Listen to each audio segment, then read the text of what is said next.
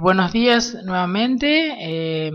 Hoy vamos a continuar desarrollando tumores en pediatría, que vamos a referirnos a algunos de los tumores más frecuentes en pediatría, si bien ya hemos hablado de algunos de ellos. Seguramente algunos conceptos repetimos. La idea es de integrar un poco todo lo que respecta al cáncer infantil.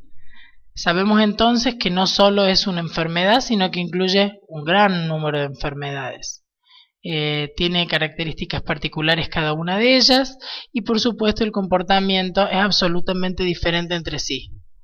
Sin embargo, todas tienen en común que se originan a partir de un crecimiento anormal y descontrolado de una o varias células con capacidad de invadir y migrar. Siempre recordando de que el cáncer infantil tiene una incidencia muy baja en los niños y que ha mejorado notablemente la supervivencia en los últimos años. En los niños crece con más rapidez que en adultos, ya que las células tumorales suelen ser embrionarias e inmaduras, es decir, que el crecimiento es más rápido y agresivo. Si bien las causas no se conocen, muy poco se deben a factores genéticos y factores medioambientales conocidos. No existen métodos eficaces para prevenir la enfermedad. Por supuesto, hemos ido nombrando a lo largo de estas charlas de que existen medidas preventivas y de control seriado para evitar justamente el diagnóstico de estas enfermedades en etapas avanzadas. Ahora vamos a introducirnos en el tema de tumores óseos. Este es a modo gráfico y representativo de un hueso en donde se pueden localizar los distintos tumores. Siempre teniendo en cuenta que uno de los tumores más importantes malignos en pediatría de origen óseo son los osteosarcomas y que la localización es la metáfisis de los huesos largos principalmente. Y el segundo en frecuencia es el sarcoma de Ewing, que se encuentra generalmente presente en diáfisis de huesos largos o huesos planos. Aquí tenemos nombrados distintos tumores benignos y malignos y con las distintas localizaciones más frecuentes. Entonces, como les dije, el osteosarcoma es el tumor óseo primario más frecuente, deriva del mesénquima primitivo y produce tejido osteoide o hueso inmaduro. Generalmente cuando uno lo diagnostica, aún en tumores localizados, representa alrededor del 55-60% de sobrevida. La edad de presentación más frecuente es la adolescencia, con su mayor porcentaje en niños entre 10 y 15 años. Alrededor del 24% en menores de 10 años y solamente un 7% mayor a 15 años. La media entonces de presentación de este tumor es alrededor de los 12 años, que tiene íntima relación con el brote de crecimiento. Como les dije en el gráfico anterior, la localización más frecuente es la metáfisis de los huesos. El lugar del hueso más frecuente es la metáfisis distal del fémur, que representa casi un 60%.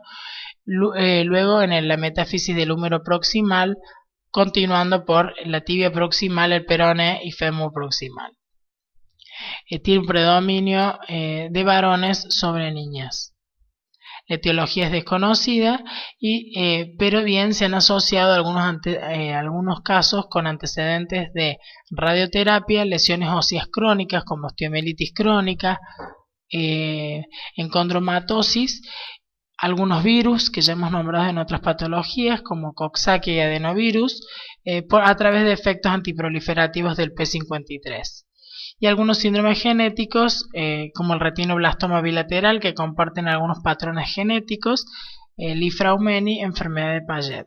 El gen P53 es un gen supresor del tumor y cumple un rol en respuesta a situaciones de estrés como es el daño a DNA, hipoxia o activación de oncogenes. Cuando existen mutaciones se altera la respuesta controlada del daño al DNA y por lo cual se produce una inestabilidad en el genoma. Los osteosarcomas portan una amplificación del oncogen HDM2, el cual inhibe las propiedades supresoras de este gen P53. Como presentación clínica, el punto número 1 y principal de este tumor es el dolor óseo localizado. Generalmente el niño señala con un dedo: aquí me duele. por supuesto estamos hablando del inicio de tumores localizados. Este dolor puede ser progresivo, despierta de noche y generalmente no cede con analgésicos comunes. Puede presentar edema local por el aumento del volumen tumoral y a continuación impotencia funcional, pudiendo producirse una fractura patológica, y es raro en este tumor el compromiso sistémico, no así en el sarcoma de Ewing que vemos a continuación. Las pruebas diagnósticas más importantes para este tumor es el dosaje de fosfatasa alcalina, que generalmente se encuentra incrementado en el 40% de los casos. Recordar que la fosfatasa alcalina es inespecífica, es decir, es un marcador en este caso que es inespecífico, y que esté aumentada no necesariamente implica de que sea un tumor, recordando de que estos niños están en pleno crecimiento por la edad de presentación y también puede encontrarse normalmente la fosfatasa alcalina elevada. La HDL incrementada en un 30% de pacientes. Este es uno también marcador inespecífico que se presenta, como habrán visto a lo largo de estas presentaciones, en muchos de los tumores elevados. La radiografía directa del hueso y de tórax es necesario para la estadificación y ver la extensión de estas lesiones que pudiera ocasionar este tumor. Por supuesto que de estudio definitivo para la estadificación se necesita una tomografía de tórax para definir si existe o no metástasis pulmonares, que es el primer sitio donde este tumor metastatiza, y resonancia del sitio primario del tumor para valorar la extensión, los límites de la lesión y poder realizar una buena planificación quirúrgica con el equipo, por supuesto, tratante.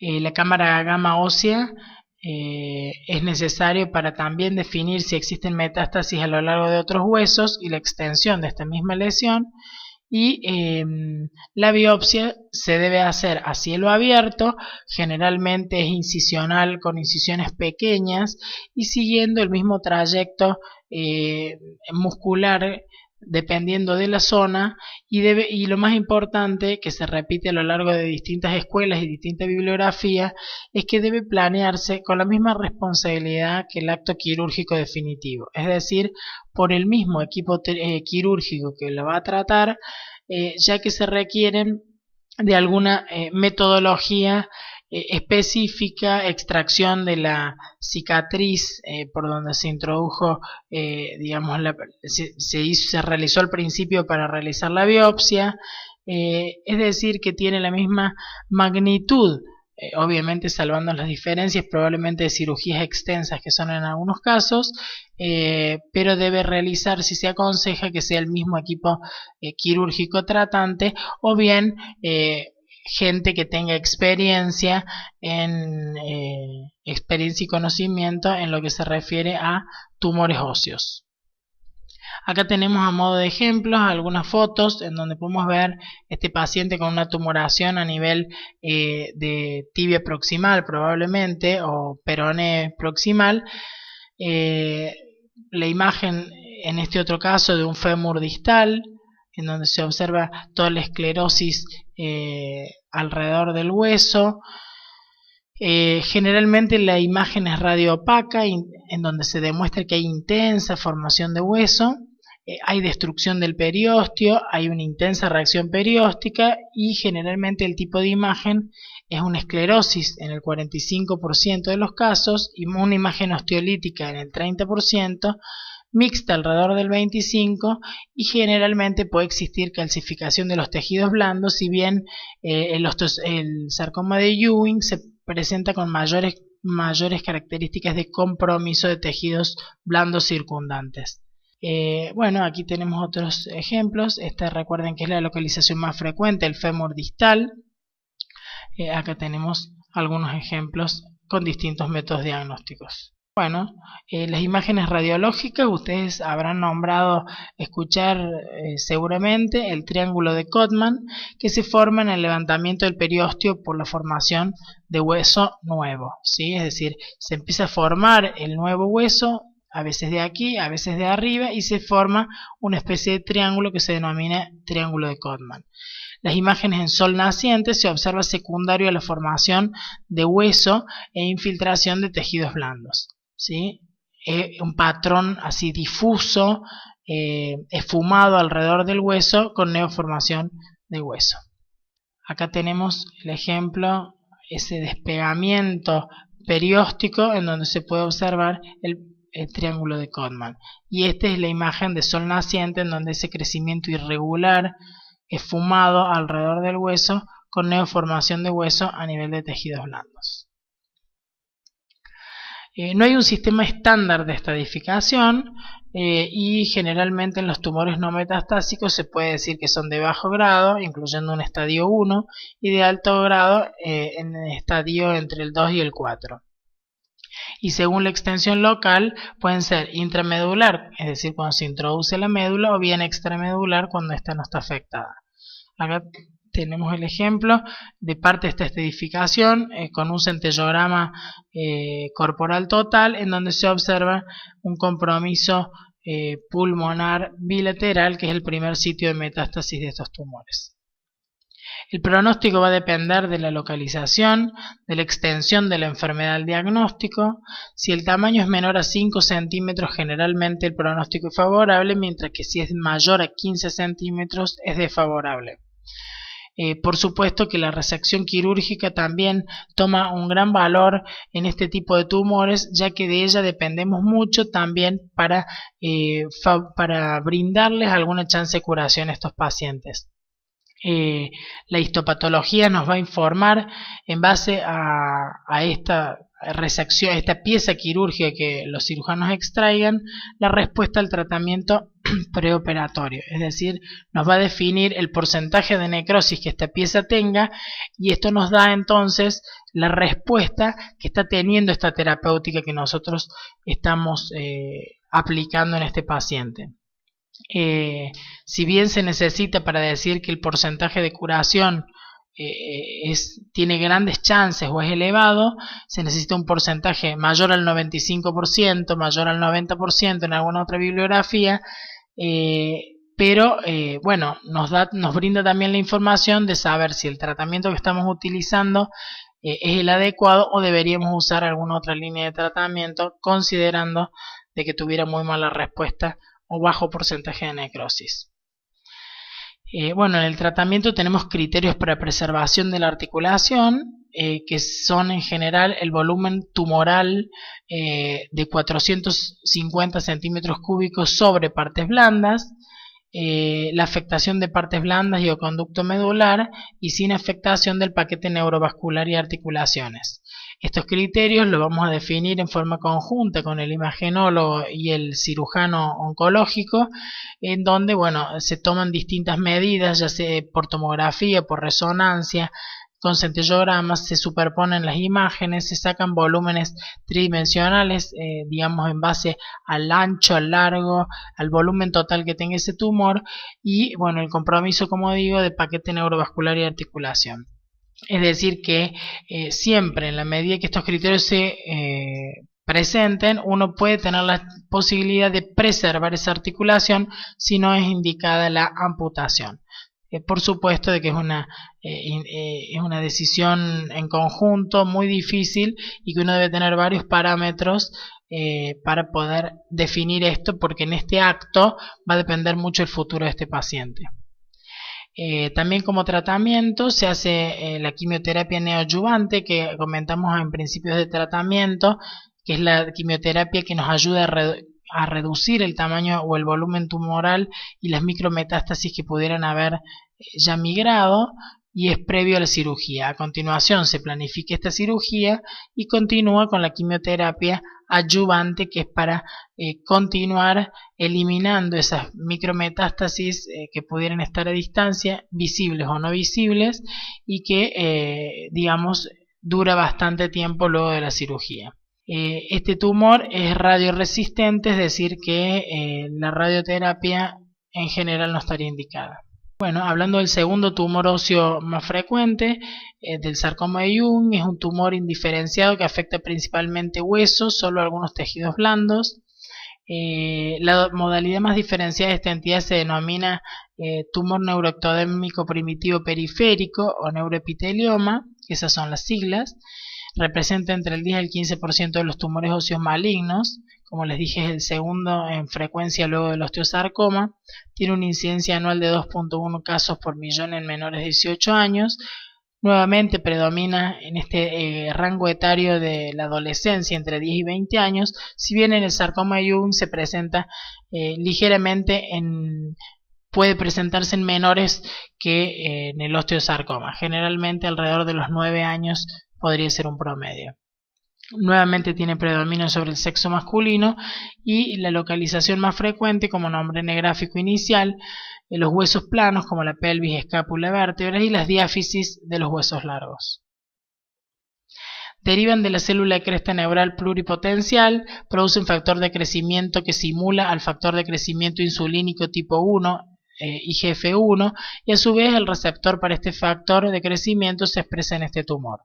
Por lo tanto, hay una autoestimulación y pertenece a las neoplasias de las células redondas y azules, que probablemente en histología habrán visto nombrar alguna de ellas. Esa gráfica que se ve abajo representa o muestra alguna de estas células. La forma de presentación de este tumor nuevamente es el dolor, como cabecera de esta lista de síntomas y signos, el edema, la impotencia funcional, la masa palpable doloroso, la fractura patológica y síntomas neurológicos, y en este caso sí pueden predominar o estar presentes los síntomas generales. Como les dije, puede tener un gran compromiso de tejidos blandos perislesionales, es decir, que es como mucho más florida la clínica al examen físico cuando uno lo ve, es decir, un tumor más grande, puede ver alteraciones a nivel de la piel, edema, dolor y síntomas generales, decaimiento, fiebre, pérdida de peso o mal estado general. Las pruebas diagnósticas, nuevamente nombramos la LDH y la fosfatasa alcalina, que pueden estar aumentadas. La radiografía se puede observar también patrones diferentes en el hueso, como son una lesión osteolítica, esclerótica, mixta ósea, reacción perióstica, y esta imagen en el hueso, como pueden ver en esta imagen, como el hueso apolillado. Un patrón mixto entre esclerosis y algunas áreas de lagunas óseas. Se debe realizar para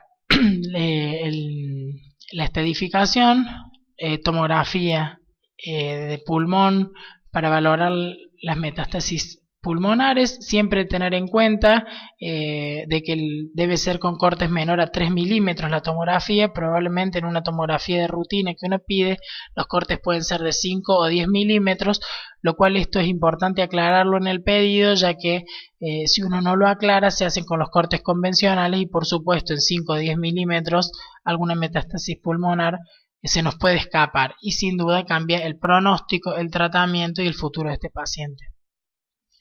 Nuevamente realizar resonancia magnética de la extensión para valorar la extensión del tumor y poder realizar una buena estadificación y planeamiento de la cirugía, así como un centellograma óseo con tecnesio 99 que nos va a marcar algunas otras metástasis en otros óseos y también nos sirve a continuación para valorar la respuesta al tratamiento. Acá tenemos el ejemplo de una chica con un sarcoma de Ewing a nivel de la escápula, y acá tenemos algunas radiografías simples en donde nos muestra en huesos, en la diáfisis de huesos largos, esta imagen más en sol naciente con esta hiperesclerosis y compromiso de partes blandas. Bueno, este ya es un tumor por supuesto de gran extensión. Cuando el tumor es localizado nos importa la clínica sumado a las imágenes que no muestren extensión más allá del lugar primario o los ganglios linfáticos regionales. En los grupos 1 se realiza generalmente excisión completa, los grupos 2 es cuando quedan residuos microscópicos y el grupo 3 es cuando queda residuo macroscópico, es decir que no se pudo extraer en su totalidad macroscópica el tumor. Y metastásico es cuando tiene extensión a lugares distantes, principalmente, nuevamente igual que el osteosarcoma, a pulmones, a huesos y a médula ósea. Se dice que es de bajo riesgo cuando el volumen tumoral es de 8 centímetros y no hay metástasis pulmonares ni en médula, mientras que es de alto riesgo cuando el volumen tumoral supera los 8 centímetros y puede haber presencia de metástasis. Entonces, dentro de los factores pronósticos nos importa la localización, que es peor en lugares centrales, en extremidades proximales y en pelvis, sin duda por el problema de la resección quirúrgica que nos va a surgir a partir de esto, el tamaño, que es peor cuando el volumen es mayor a 100 centímetros cúbicos, y la edad, que a menor edad tiene mejor supervivencia sin complicaciones y viceversa a mayor edad. Y el género, que si bien es más frecuente en varones, también es de peor pronóstico. Los hallazgos clínicos, como dijimos, puede haber síntomas sistémicos como fiebre, entre otros, y a nivel de laboratorio puede presentarse anemia, LDH elevada, fosfatasa alcalina elevada, bueno, es importante también, al igual que en el osteosarcoma, como factor pronóstico, la resección quirúrgica, cómo se haga, el porcentaje de extensión. Si bien aquí no medimos netamente el porcentaje de necrosis como lo medimos en el osteosarcoma, también es importante ver los márgenes y ver la extensión de esta tumoración o de esta pieza quirúrgica. Si tiene o no metástasis es otro factor pronóstico, la histopatología y las características de esta, y las características biológicas, que es peor si tiene expresión del P53, mientras que es favorable si tiene presencia de este gen EWS-FL1. Y la respuesta al tratamiento también se puede medir, como les digo, con la necrosis tumoral, si bien no es tan específico como lo es en el osteosarcoma. La localización de este tumor extraóseo es alrededor del 13% y tiene metástasis al diagnóstico generalmente. La supervivencia global es del 70%. El tratamiento nuevamente se basa en una quimioterapia preoperatoria y postoperatoria, o neoadyuvante y adyuvante, la cirugía, y este tumor sí es radiosensible, por lo cual también es aplicable este método terapéutico. Bueno, nos pasamos un poquito a otra área, a otro sector, como son los tumores de riñón. Dentro de este, el tumor de Wilms es el más frecuente. Representa el 90% de los tumores renales y un 5 al 10% del cáncer en niños. Tiene distinta o variada histología, que puede ser blastémica, estromal o epitelial. La blastémica es la de peor pronóstico y peor comportamiento. Tiene una incidencia de 7.6 casos por millón en menores de 15 años, predomina en mujeres, y el 80% de estos tumores se presentan en menores de 5 años, con una edad media de promedio de vida entre 3.5 años. Tiene una alta sobrevida, llegando al 90%, y una muy baja recurrencia, entre el 3 al 15% aproximadamente. Puede estar asociado a anomalías congénitas o genéticas, anidria, hemipertrofia, anomalías genitourinarias, criptorquidia y hipospadia, por ejemplo, el síndrome de Danish-Trash y el síndrome de Weppich-Wiedemann. Es decir, que en pacientes que presenten estas patologías se requieren de screening diagnósticos metodológicamente realizables en forma frecuente y esporádica, no esporádica, para evitar justamente de que aparezcan estos tumores en estadios avanzados. Como etiología podemos decir que existen algunas regiones cromosómicas asociadas, ahí pongo algún tipo de alteración cromosómica, y nuevamente el gen P53, que es el gen supresor asociado a anaplasia, estadios avanzados y recurrencia. La forma de presentación de este tumor generalmente es una masa abdominal, generalmente indolora, en donde la madre descubre esta masa normal cuando baña al niño, cuando lo cambia o cuando ya observa una simetría en su abdomen. Generalmente esta masa es redondeada, con pseudocápsula, puede haber hemorragias o necrosis. Es raro que sea en forma de quiste. Generalmente aparece en la región del flanco y no se mueve con la respiración. Recordar que es uno de los tumores más frecuentes en el abdomen a esta edad. Si se presenta con dolor abdominal, generalmente son masas de más tamaño y son secundarias a la distensión de la cápsula de este. También puede presentarse con hematuria, hipertensión arterial, por eso la importancia de controlar la tensión arterial en un consultorio pediátrico en los niños de este rango etario, y esto se debe a mayor actividad en la renina. Se presenta en un 30 a un 60% de los pacientes. Y síntomas generales puede haber, no son los más frecuentes, como fiebre, anemia, y la anemia es secundaria a hemorragia subcapsular cuando el crecimiento es acelerado. Acá tenemos algunos ejemplos. El sitio de metástasis más frecuente también es nuevamente el pulmón. No se observa bien en estas imágenes, pero son imágenes redondeadas a nivel del parénquima pulmonar. Bueno, acá tenemos dibujado más o menos lo que se palpa, que son características que muchas veces, como dijimos, las descubre la mamá. Y acá tenemos métodos complementarios más avanzados en donde uno observa las metástasis y que inclusive nos sirve de control a continuación para ir viendo que disminuyan estas o desaparezcan. El diagnóstico se hace entonces mediante el examen físico, el hemograma, función renal y hepática, calcio y orina. La ecografía abdominal es el primer método diagnóstico simple y no invasivo que se hace, en donde nos permite observar la masa y medirla. La radiografía de tórax nuevamente para ver las metástasis pulmonares y por supuesto la tomografía de abdomen con contraste al igual que la resonancia.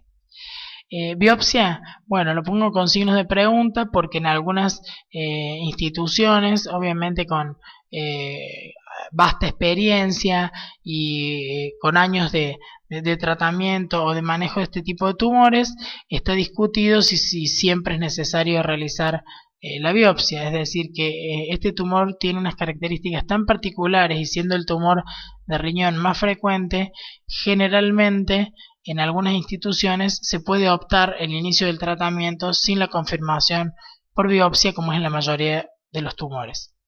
Los estadios nuevamente van desde el 1 hasta el 4-5. El estadio 1, que cuando está limitado al riñón se puede hacer una completa extirpación sin rupturas, representa el mayor porcentaje, casi llegando a un 50% de estos tumores. En el estadio 2 es cuando se extiende más allá del riñón, se hace una extirpación completa o se hizo una biopsia pero se produjo derramamiento local. El estadio 3 es cuando hay tumor residual limitado en el abdomen, puede haber compromiso de ganglios, contaminación tumoral en la cirugía o ser irresecable completamente. El estadio 4 es cuando ya existe metástasis a distancia, que como dijimos el sitio primario es el pulmón, también puede extenderse a hígado, a hueso o a cerebro. Y el estadio 5, que es el menos frecuente, es el renal bilateral, que tiene una supervivencia 4 años muy buena, de 94% aproximadamente, si la lesión está en estadio 1 o 2. Mientras que solamente es, digamos, del 76% si la lesión está más avanzada del estadio 3. El tratamiento nuevamente lo basamos entonces en quimioterapia neoadyuvante, la cirugía como eje de esta cirugía y de este tratamiento y el futuro pronóstico de este paciente, en la quimioterapia adyuvante a continuación de esta y la radioterapia, si bien no es un tratamiento de rutina en estos tumores, si no responden se puede utilizar y en algún tipo histológico de los que nombré inicialmente. Bueno, continuando con el segundo tumor, en alguna bibliografía quizás también el primero de los abdominales en pediatría es el neuroblastoma, que es un tumor embrional del sistema nervioso simpático derivado de la cresta neural periférica, que también es otro de los tumores de células pequeñas, redondas y azules, como nombramos el sarcoma de Ewing cuando hablamos de tumores óseos. Surgen en médula suprarrenal, ganglios simpáticos paravertebrales y sistema simpático paraganglionar. Se diferencian en distintas formas de presentación: el neuroblastoma puro, el ganglioneuroblastoma o el ganglioneuroma. Representa el 3 al 7% de los tumores en pediatría y el 90% se presenta antes de los 5 años. En el rango etario de 0 a 4 años es la mayor frecuencia, con un promedio de 23 meses. En mayores de 1 año tiene peor pronóstico. En este caso sí puede aparecer como tumor neonatal, inclusive en congénito, que ya lo hemos nombrado un estadio específico que es el 4S, es decir que es uno de los pocos tumores que sí puede presentarse en un neonato y que inclusive presentarse como un tumor congénito. Predomina nuevamente en varones. Como etiología decimos que resulta de 2 mutaciones posigóticas somáticas en una sola célula no hereditaria. Hay una primera mutación adquirida por fenómeno presigótico, germinal o hereditaria, y algunos de los genes incluidos dentro de la etiología de este tumor, el NMIC es uno de los más importantes, TRKA, que representa el 25%. Es decir que como estudio genético de estos tumores hacemos una amplificación del NMIC en cromosoma 17 y también definimos si existe o no de lesión del 11q, que es gen supresor del neuroblastoma. y el comportamiento de este tumor es realmente muy variado porque puede ser, como dijimos en el estadio 4S en el neonato, desde una involución espontánea sin tratamiento, puede tener una maduración y ser, digamos, respondedora a distintos tratamientos, viene una proliferación sumamente agresiva y terminar con la vida del paciente.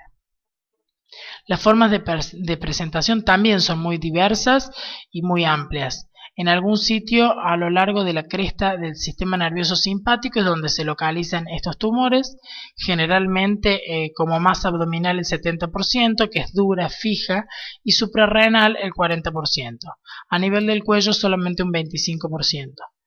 Puede presentarse como una equimosis periorbitaria, digamos, sin ninguna causa aparente, es decir, porque se diferenciaría de una fractura de base de cráneo en los pacientes que han sufrido politraumatismo o un accidente con traumatismo de cráneo. Esta equimosis periorbitaria se debe a la infiltración metastásica del hueso efenoides en estos pacientes cuando tienen metástasis a distancia. Se puede presentar con dolores óseos, que también son debidas a las metástasis óseas, que es uno de los sitios principales de metástasis de este tumor, y puede presentar también síntomas por compresión medular. Como dijimos que se puede presentar en niños bien pequeños, muchas veces estos signos y síntomas son deducidos de un paciente irritable, en mal estado general, que representa probablemente el dolor que tiene y que no lo sabe expresar. También puede presentarse nódulos subcutáneos, hepatomegalia, palidez, irritabilidad o, como digo, algún otro síntoma sistémico. Síndromes paraneoplásicos como es la diarrea secretoria, y también está descrito el síndrome de Pepper, que es una alteración masiva del hígado por metástasis, el síndrome de Horner con la típica ptosis, miosis y anhidrosis, y síndrome de vena cava superior por obstrucción cuando está localizado a nivel mediastinal o en la zona alta del tórax. Y por supuesto, como remarco aquí, la regresión espontánea, porque así como es de maligno y un comportamiento tan atroz, también puede tener una regresión espontánea. La diseminación principalmente es por vía linfática y hematógena hacia médula ósea, hueso, hígado y piel, como dije, y las metástasis a ganglios regionales en un 35% de los tumores localizados. Acá tenemos un ejemplo de un pacientito que era neonato, con una gran distensión abdominal, con circulación colateral. Por supuesto que este chico fue un estadio 4S, en donde crece el tumor y luego involucionó sin ningún tipo de tratamiento. Por supuesto que en este crecimiento rápido y masivo comprime hígado, comprime estructuras abdominales y por supuesto comprime el aparato respiratorio, requiriendo terapia intensiva con intubación y invasión, y en este caso se le abrió el abdomen, se le pone una malla, no es lo más frecuente, pero lo puse en modo de ejemplo porque fue un paciente que tuvimos en el Hospital de Niños de Córdoba hace unos cuantos años, y que la verdad es que nos impactó a todos mucho. Se abrió ese abdomen, se coloca una malla y se permite que el tumor siga creciendo hacia afuera para evitar esta, afectación respiratoria, porque lo puede matar al paciente sin necesidad de ser el tumor per se. Este es el pacientito, que también lo pongo a veces en las salutaciones al final de cada presentación, porque realmente tuvo todas estas instancias durante meses y meses, y finalmente este es el paciente con controles, que bueno, ya es un niño grande que no ha tenido ni recaídas ni metástasis en otros sitios y que realmente curó espontáneamente. O sea que este es una de nuestras alegrías en esta profesión. El diagnóstico se puede hacer dentro de la estratificación con radiografía simple, donde se observa la masa abdominal calcificada generalmente, o heterogénea en su compromiso, o masa mediastínica posterior. El centellón grama óseo con metil-iodo-bencilguanidina, que es un marcador específico de estas células generadoras, de metabolitos o expresión de catecolaminas, en donde se van a marcar estos receptores y nos van a definir las metástasis óseas. La ecografía abdominal, la tomografía abdominal y resonancia siempre con contraste para valorar las dimensiones y la localización y compromiso de otros tejidos y vascular y nervioso de esta lesión, la tomografía de tórax para valorar las metástasis pulmonares. Recordar siempre que en todos los tumores que venimos hablando para la estadificación de metástasis pulmonares se realiza tomografía y esta sí no es necesaria con contraste, es decir que para la estadificación y la valoración de la lesión primaria en sí es necesario el contraste, mientras que en la tomografía de tórax no siempre es necesario. Tenemos en esta tumoración marcadores de metabolitos de las catecolaminas, como son el ácido vainil-mandélico en orina, que requiere una dieta específica, sin chocolate, sin tomate, sin algunas otras que pueden llegar a sustancias que pueden llegar a alterar los resultados, y que esa dieta se realiza 3 días antes de la recolección y se recolecta en un frasco oscuro con ácido clorhídrico en su interior que lo mantiene, en donde se puede dosar, si no nos puede dar falsos positivos. La ferritina, la LDH y la enolasa son otros marcadores que, si bien son inespecíficos, también se utilizan para la valoración inicial y de seguimiento de estos pacientes. Es necesario, por supuesto, la biopsia para definir el diagnóstico anatomopatológico. Tenemos estadios nuevamente que van del 1 al 4, siempre considerando que el estadio 1 son tumores localizados con excisión completa o sin tumor residual microscópico, y a medida que avanzan estos estadios van progresando de tamaño, pasando la línea media, por ejemplo en el estadio 3, con o sin afectación ganglionar, o cuando hay afectación de ganglios contralaterales. Ya el estadio 4, como ya sabemos, es cuando hay compromiso a distancia, ya sea de ganglios, de hueso, médula, hígado u otros órganos. Y el estadio 4S, que solamente lo tiene esta patología, es un tumor localizado, descrito como en el estadio 1 o 2, pero con diseminación a hígado, piel y o médula ósea. Si no cumple con estos parámetros, se lo denominaría estadio 4 en un estadio avanzado, o solamente estadio 1 si no lo fuera. Como marcadores pronósticos en este tumor, la edad, que generalmente en menores de 1 año es mejor pronóstico, la localización, la extensión, la histología, que se utiliza frecuentemente en la clasificación de Shimada, en donde es favorable con estroma rico bien diferenciado, y la amplificación del oncogen NMIC, en donde nos va a definir si que la presencia es un factor de mal pronóstico. El tratamiento, nuevamente tenemos como cabecera de esta lista a la cirugía con quimioterapia prequirúrgica y postquirúrgica. Es un tumor radiosensible, también se puede utilizar, y el trasplante de médula está definido en algunos de los tumores estos en estadios avanzados. Bueno, pasándonos un poquito a otro tumor, como es el rhabdomyosarcoma, es el sarcoma más frecuente de tejidos blandos en pediatría y representa el 4 al 5% de los tumores en pediatría. Puede ocurrir en cualquier parte del cuerpo.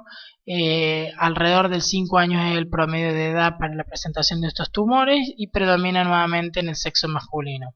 Puede haber una asociación con factores ambientales, tóxicos, contaminación, radiación, trauma, tabaco, drogas. Y tenemos distintos tipos histológicos, embrional el 80%, y que se presentan en la cabeza, cuello, vagina, vejiga y próstata, y que tiene un pronóstico bueno intermedio.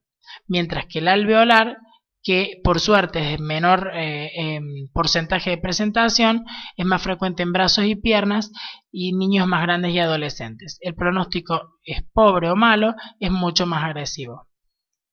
La forma de presentación entonces es una tumoración en cabeza y cuello, representa aproximadamente el 40%, en extremidades y genitourinario alrededor del 20%. Puede presentarse con cefalea, proptosis, edema de párpados, dolor ocular, puede haber disfagia o hipoacusia, siempre dependiendo de la localización del tumor primario, síntomas urinarios o digestivos, síntomas neurológicos según la localización nuevamente. El diagnóstico, generalmente hay retraso en el diagnóstico por síntomas inespecíficos y solapados. El diagnóstico por imágenes, de vuelta utilizamos estos métodos complementarios como son la ecografía, la tomografía y la resonancia con contraste, y por supuesto se requiere de una biopsia definitoria para el diagnóstico y la realización de inmunohistoquímica de esta pieza. Acá tenemos algunos tumores de cabeza y cuello, al abrir el paladar uno observa esta tumoración. Bueno, este niño tenía en lengua. Los estadios nuevamente van del estadio 1 como enfermedad más localizada hasta el estadio 4, enfermedad metastásica distante del diagnóstico. Los tratamientos repetimos, se basa en cirugía, quimioterapia, radioterapia y también la opción a trasplante de médula en algunos de los tumores avanzados. Pasamos ahora a los tumores germinales, que como sabemos las células germinales representan células reproductivas.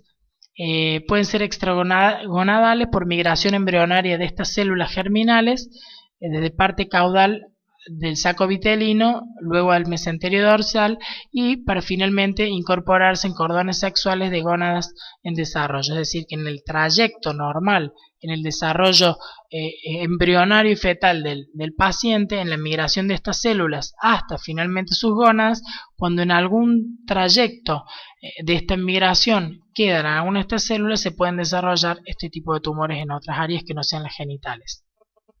Representa el 3% de los tumores infantiles, el 50% son benignos, generalmente hay demoras en diagnósticos y tiene altas tasas de curación. Entonces la mayoría se presenta en gónadas, mientras que puede haber un 25 a un 20% a nivel sacrococcigio y cerebro.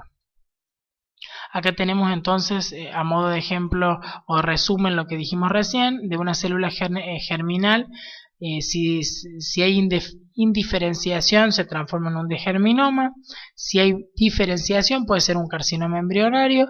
Si hay tejido extraembrionario puede ser un tumor del seno ectodérmico o coriocarcinoma no gestacional. Y si hay tejido embrionario, teratoma mixto maduro o inmaduro, que son los más benignos.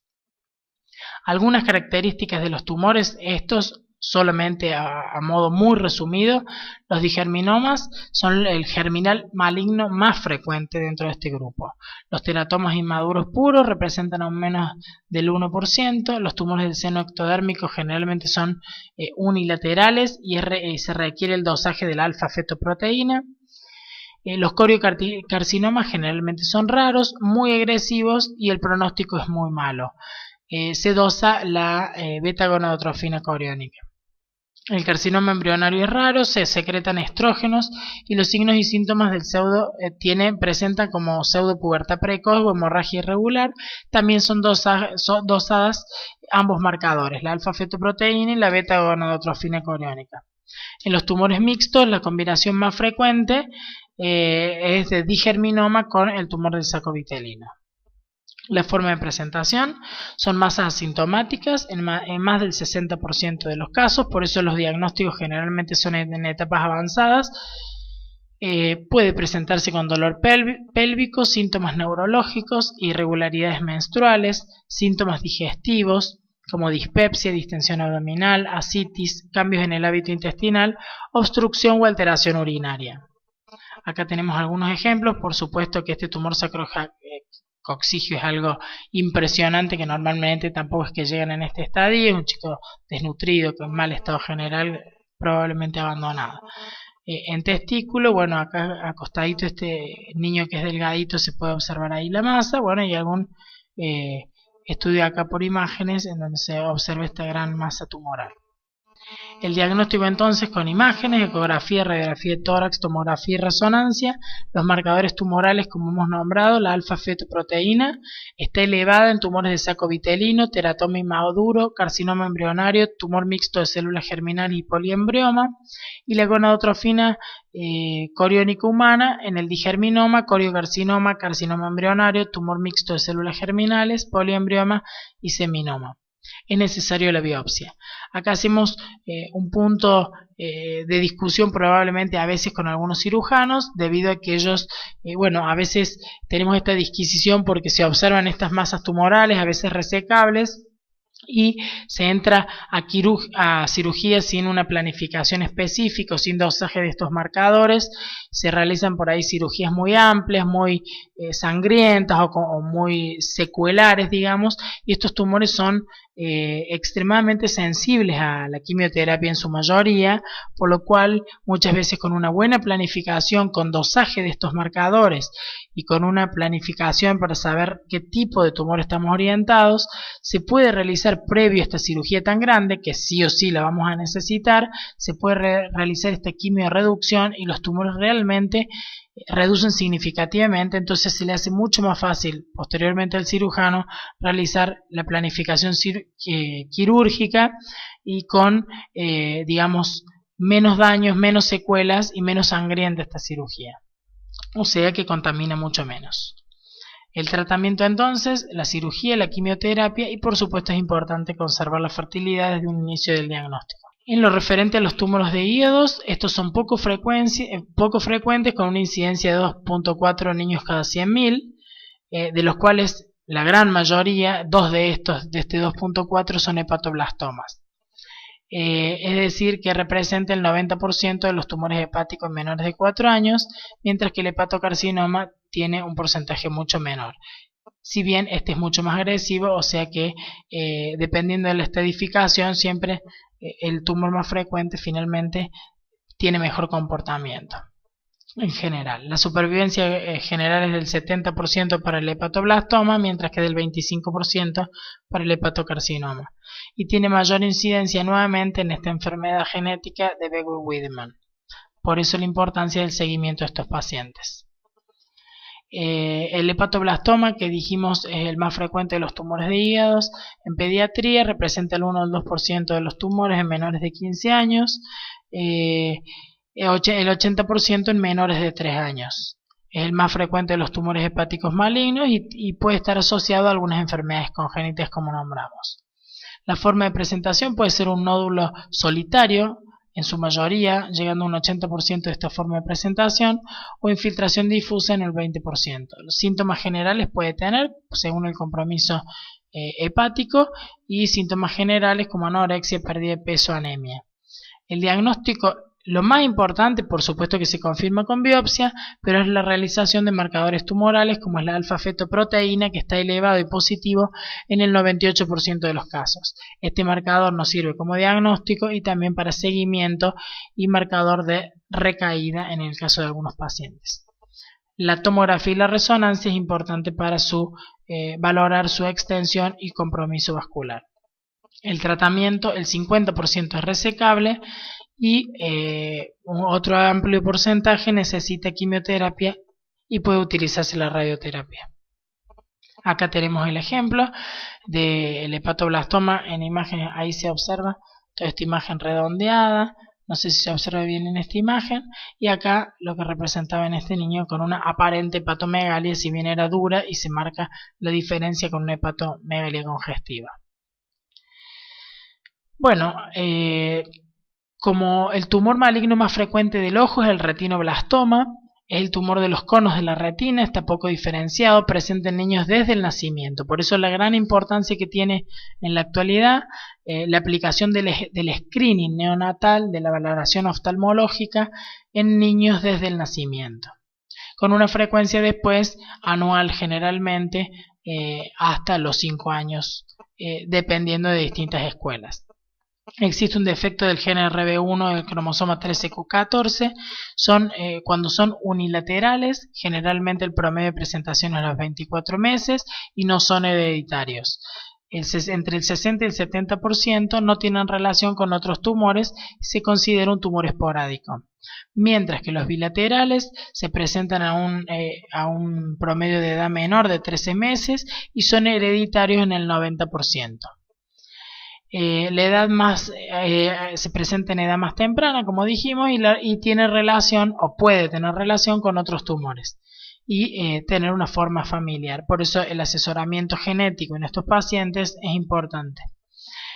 Pueden ser intraoculares o diseminados y la forma de presentación más frecuente es la leucocoria en el 60%, es decir, Se observa a veces, como nombré en alguna de las clases anteriores, la madre observa en la fotografía del niño de que tiene un ojo que se observa claramente el reflejo rojo, mientras que en el otro ojo está opaco.